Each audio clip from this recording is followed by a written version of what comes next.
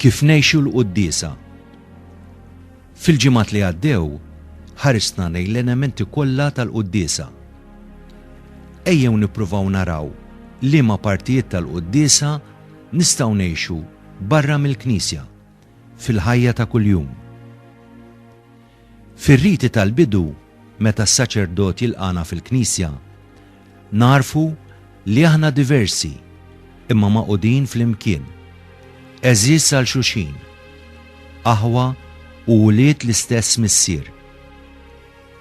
Tiċċelebra l-Ewkaristija fil-ħajja tiegħek ifisser li wkoll fil-ħajja ta' kuljum tkun taf taraf u tapprezza id-diversitajiet f'ħaddieħor, xogħol divers, talenti u karattri differenti, ċirkostanzi differenti, waqt li fl-istess ħin inħossuna milquwin, maqudin u waħwa bejnietna.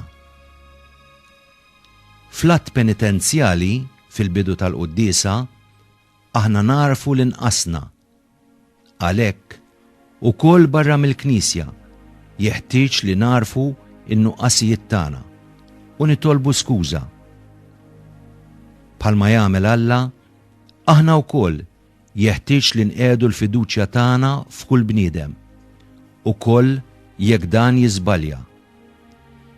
Jekk nitilfu din il-kapaċità li nittamaw kontra kull tama, l-ebda bniedem ma jirċievi għajnuna biex jifdi u jirbaħ lilu nnifsu. Fil-liturġija tal-kelma aħna nisimgħu. Fil-ħajja min ma jafx jisma' ikun qiegħed jinqata' mill-possibilità li jikkomunika mal-oħrajn minn dialogu u bdil tal-idejat. Ma jkunx jista' jikber fl-idejat tiegħu u hekk jagħmel ukoll ħsara lilu nnifsu.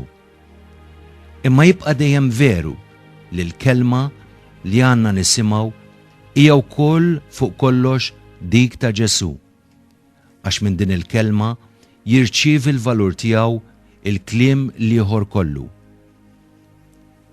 Fil-liturġija tal-Ewkaristija naqsmu l-ħobs u nqasmuh bejnietna. Hekk ukoll fil-ħajja jeħtieġ naqsmu bejnietna ġid, flus, tagħlim, ħbiberija.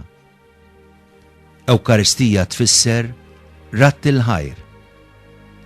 Meta mmorru lura fid-djarna fejn naħdmu kuljum, aħna nkomplu bir-ratt ta' ħajr tagħna jekk niftħu għajnejna biex narfu lil Mulej li b'mod misterjuż ibiddel id-dinja u dawk li jgħixu fiha. Inroddu ħajr jekk ngħixu skont il-beatitudnijiet tal-Vanġelu, fil-faqar, fl-umiltà, fil-qadi, fil-ħniena. Ejjew immorru biex infarġu lill-oħrajn u biex nibnu il-paċi.